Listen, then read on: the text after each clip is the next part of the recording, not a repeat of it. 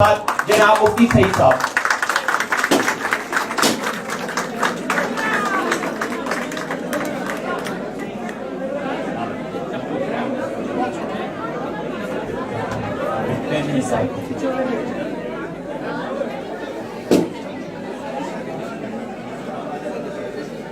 بسم اللہ الرحمن الرحیم. ہم ممنون ہیں ان تمام دوستوں کے جنہوں نے اس کتاب کا موقع اور آپ سے بات چیت کا شرف بخشا.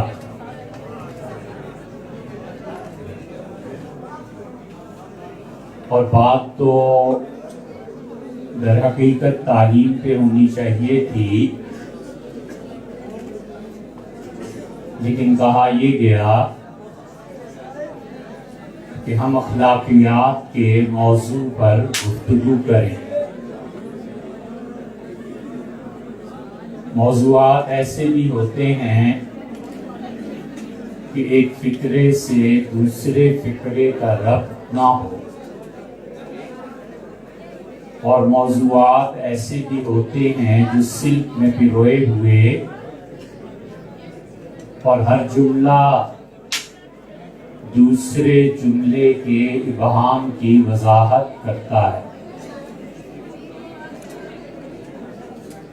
جہاں تک انسانی اخلاقیات کا تعلق ہے، ہم سب کو یہ پتا ہونا چاہیے کہ اس وقت دنیا میں کوئی فیلڈ غالباً ایسا نہیں رہ گیا جہاں پر چیلنج نہ ہو. آپ لوگوں کے نزدیک سب سے بڑا چیلنج انسانی معاشیات کا ہے. ایک بڑا چیلنج سائنس اور ٹیکنالوجی کا ہے. ایک مستقل فکر اور سوالات اس بات پر مبنی ہیں کہ مسلمانوں نے پچھلے 300 برس میں دنیا کو کیا دیا، اور یہ مستقل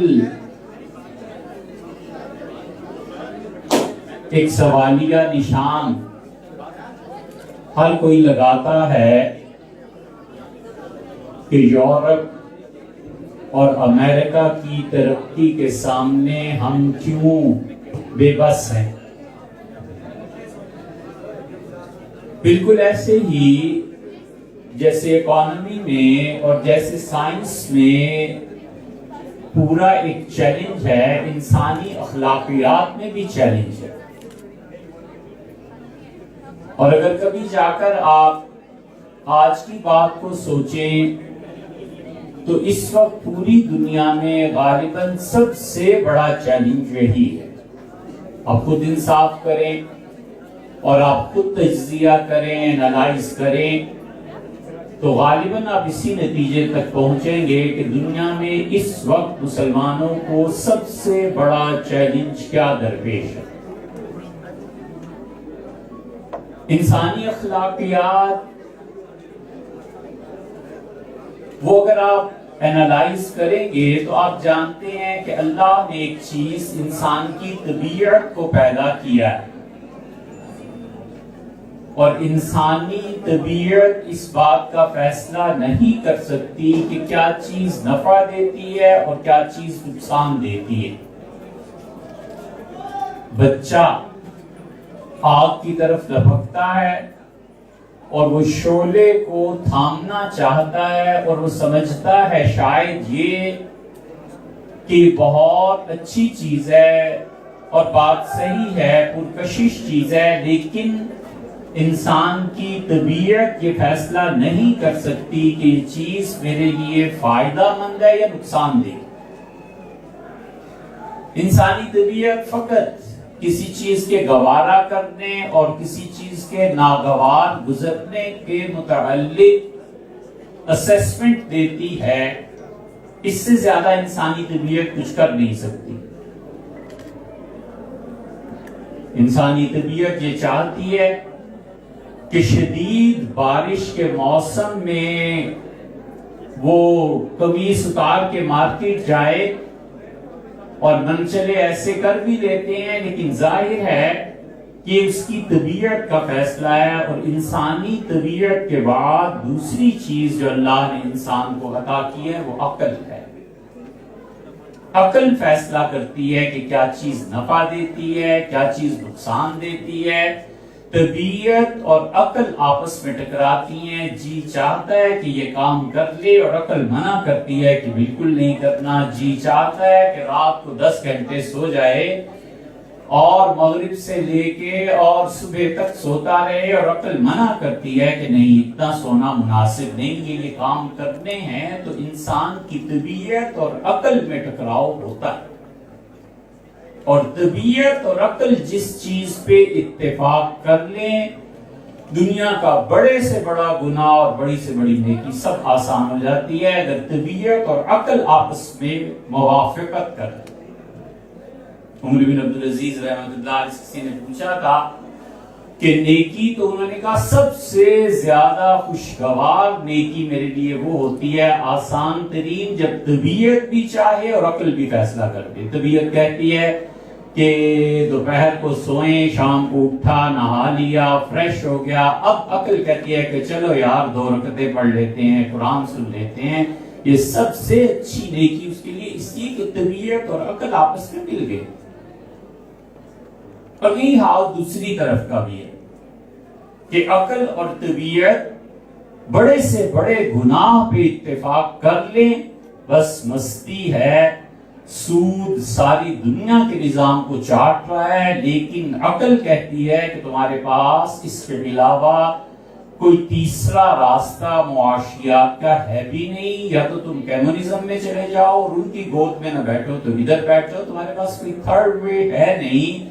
اور طبیعت انسانی پیسے کی محبت میں مجبور اور گرفتار ہے، تو لہذا سود کا نظام چل رہا ہے۔ شدید سردی ہے، برف پڑ رہی ہے، طبیعت چاہتی ہے کہ شراب پیے، عقل اس کا جواز فراہم کرتی ہے، اور عقل کہتی ہے کہ شراب پینے کا فائدہ یہ ہے کہ سردی مر جائے گی، بہت مزہ ہے، لطف ہے، وغیرہ وغیرہ۔ دنیا کا کوئی گناہ ایسا نہیں ہے جس کے لیے عقل خود جواز فراہم نہ کرے، تو طبیعت اور عقل مل جاتی ہیں، بڑے سے بڑا گناہ۔ مومن اور کافر سب برابر ہیں اس میں، کافر نیکی کرے، مومن گناہ کرے، سب برابر ہیں، کیونکہ طبیعت اور عقل آپس میں طے کر لیتی ہیں کہ ہم نے یہ کام کرنا۔ یہاں پہنچ کے ہمارا اور ہمارے علاوہ دوسرے لوگ جو ہیں ان کا فرق ظاہر ہو جاتا ہے۔ طبیعت اور عقل دونوں کی کہتی ہے نیکی کرو، گورا کہتا ہے نیکی کرو، اسپتال میں لے جاؤ مریض کو، اس کا علاج کراؤ، مومن بھی یہی کہتا ہے۔ گورا کہتا ہے اس لیے کہ انسانیت ہے، مومن کہتا ہے اس لیے کہ اللہ نے ضروری قرار دیا۔ یہ فرق ہے، اور یہ فرق وحی سے پیدا ہوتا ہے۔ گورا کہتا ہے عقل ہے، باہر سردی پڑ رہی ہے، شراب پی لو، پی لی، اور مومن آدمی اس حد تک تو کہتا ہے کہ یار ہے تو بات مناسب، لیکن خدا کی وحی روکتی ہے۔ یہ ہے وہ وحی جو انسانی اخلاقیات کو پیدا کرتی ہے، اور یہ ہے وہ انسانیت کا بت جو ہمارے زمانے میں بنا ہے۔ اگر حضرت رسالت پناہ صلی اللہ علیہ وسلم کی نبوت آخری نہ ہوتی تو خدا اب کسی نبی کو بھیجتا تاکہ وہ اس انسانیت کے بت کو توڑے اور لوگوں کو بتائے کہ عقل سے بھی ماورا ایک چیز ہے، اور وہ خدا کی وحی ہے۔ اس وحی کی بنیاد پر انسانی اخلاقیات بنتے ہیں، اس وحی کی بنیاد پر انسان بنتا ہے، اس وحی کی بنیاد پر عقل انسانی چراغ راہ رہتی ہے، منزل نہیں رہتی، اور یہ وحی دنیا میں انقلاب پیدا کرتی ہے، یہ وحی آزادی دیتی ہے، یہ وحی تبدیلی لاتی ہے، وگرنہ عقل اور طبیعت یہ دونوں چیزیں انسان کو ہمیشہ صحیح رہنمائی فراہم نہیں کر سکتی۔ یہی وجہ 10 منٹ اور آپ سے لیں گے. یہی وجہ ہے کہ گھر آئی ہوئی دولت کو ٹھکرا دیتے اور ملا ہوا منصب چھوڑ دیتے. وجہ اس کی یہ ہے کہ وہ جانتے ہیں کہ وہی ان چیزوں کا کیا مقام متعین کرتی. آپ خلافت راشدہ کو دیکھیں جو ہم سب کے لیے مشعل راہ ہونی چاہیے. آپ جانتے ہوں گے سیدنا ابوبکر رضی اللہ عنہ کی کتنی مرتبہ بیعت ہوئی ہے. خلافت کے لیے سقیفہ بنو سعدہ میں بیعت ہوئی اور سقیفہ بنو سعدہ میں بیعت بس کافی تھی اس لیے کہ اس وقت جو لوگ ارباب بست و کشاد تھے اور اس وقت جو لوگ فیصلہ کر سکتے تھے ان لوگوں نے فیصلہ کر لیا تھا. وہ حتمی رائے ایک طرح سے طے ہو گئی تھی. اس کے باوجود سیدنا ابوبکر رضی اللہ عنہ مسجد نبوی میں آئے اور انہوں نے کہا کہ ان کو بلاؤ جو ڈھنڈورچی ڈھنڈورا پیٹتے.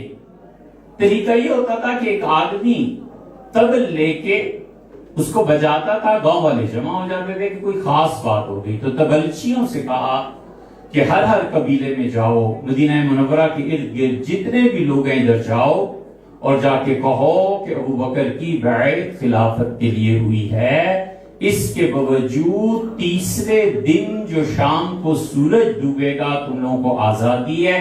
جس کو چاہو اپنا امیر بنا لو, جس کو چاہو اپنا خلیفہ بنا لو. ابوبکر ہٹ جائے گا, میں صاف صاف تمہیں کہتا ہوں. اور تیسرے دن کا سورج غروب ہو گیا اور اس وقت تک تم نے میرا متبادل نہ تلاش کیا تو پھر میں خلیفہ ہوں, پھر میں جو کہوں گا وہ مانو. یہ وہی آزادی دیتی ہے.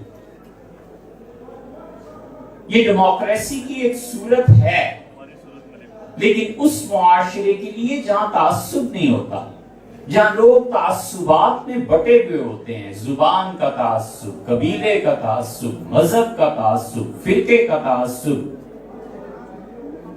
جہاں اتنے سارے دھڑوں میں لوگ بٹے ہوئے ہوتے ہیں وہاں جمہوریت کہاں سے آ جائے گی؟ آپ خود سوچئے. اردو سپیکنگ جتنے لوگ ہیں وہاں سے کوئی سیٹ لے کے دکھائے اور پشتو سپیکنگ جو لوگ ہیں کراچی سے آ کے وہاں سیٹ لے کے دکھائے. یہ ڈیموکریسی جس کے لیے ہم کہتے ہیں, آپ کبھی خود سوچئے گا کہ جو معاشرہ تعصبات میں بٹا ہوا ہوتا ہے کہ راجہ صاحب کھڑے ہوئے ہیں لہذا چودھری کو ووٹ نہیں دینی, چودھری برادری سے کھڑا ہوا ہے تو راجہ برادری نے ووٹ نہیں دینی, اس مولوی صاحب اور پیر صاحب کے متوسلین اور معتقدین ہیں تو ادھر ووٹ نہیں پڑنی اور ادھر ووٹ پڑے گی تو ادھر نہیں پڑے گی. یہ کس طرح ان تعصبات کو دور کیے بغیر جمہوری نظام کامیاب ہوگا؟ یہ کیسے ہوگا؟ حضرت رسالت پناہ صلی اللہ علیہ وسلم نے تعصبات سے پاک معاشرہ جو دنیا سے تشریف لے جاتے ہوئے چھوڑ کے گئے تھے اس معاشرے میں حضرت ابوبکر رضی اللہ عنہ نے کہا, انہوں نے کہا 3 دن کے اندر اندر اپنا امیر منتخب کر لو اور جسے تم منتخب کر لو گے میں اسی کا تابع ہوں. یہ ہے اصل انسانی اخلاقیات کہ آدمی نے عزت کو ڈیزرو کرنے کے لیے اپنی صلاحیتیں دکھائی ہیں. یہ نہیں ہے کہ اس کی عزت دوسرے کی کسی کی ذلت پر بنیاد رکھی. ہر وہ شخص جو دوسروں کی ذلت پہ اپنی عزت کی بنیاد رکھتا ہے آخرت میں تو رسوا ہوتا ہی ہوتا ہے. دنیا بھی موت سے پہلے خدا دکھا دیتا ہے. کاش کہ ہماری آنکھیں دیکھنے والی ہوں اور کاش کے اندر کی ایک نادیدہ آنکھ وہ چیزیں دکھائے جو آج سے 100 سال بعد ہونے والی. یہ انسانی اخلاقیات کی جڑ ہے. اس وقت دنیا میں سب سے بڑا معرکہ جو پیش آ رہا ہے نا, اور جس میں خدا نہ خواستہ اگر ہم مسلمان پٹ گئے تو اس کے بعد کوئی میدان باقی نہیں ہے, وہ یہ ہے کہ پورا یورپ اور امریکہ انسانی اخلاقیات کو قانون کے شکنجے میں جکڑ رہا ہے. اگر قومیں عادی ہو گئی اور قانون کے شکنجے میں رہ کر اخلاقی انسان بن گئے اور ہم نہ بن سکے تو یہ ایسی تباہی ہے جس کا کسی کے پاس کوئی علاج نہیں. اب تک یورپ امریکہ ہر جگہ یہی ہے کہ اگر بجلی ہے تو وہ انسان ہے, بجلی نہیں ہے تو وہ حیوان ہے. اور ہر جگہ یہ ہو رہا ہے کہ حکومت کا قانون اگر نافذ ہے تو آدمی دیانتدار ہے اور نہیں ہے تو نہیں دیانتدار. یہ وہ معاشرے ہیں جو قانونی اور اخلاقی اعتبار سے پچھلی 4 صدیوں سے انہیں لوہے کے رنگز میں جکڑا ہوا ہے تاکہ اخلاقیات بنے. اور ہمارے ہاں یہ بات نہیں ہے. ہم کہتے ہیں انسانی اخلاقیات ان کی نمو اللہ کی طرف سے ہے اور اس میں خدا کا خوف سب سے بڑی چیز ہے. اسی لیے ایک آدمی کہتا ہے کہ میں قتل کر چکا ہوں اور میں واپس آ جاؤں گا, اور حضرت عمر رضی اللہ عنہ کہتے ہیں تمہاری گارنٹی کون دیتا ہے؟ ابو ذر غفاری رضی اللہ عنہ کھڑے ہوئے اور کہا میں گارنٹی دیتا ہوں یہ لڑکا واپس آ جائے گا.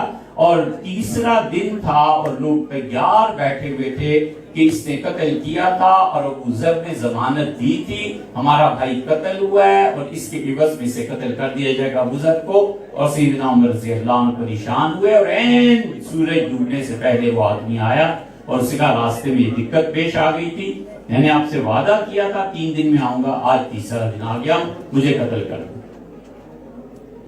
یہ انسانی اخلاقیات ہیں.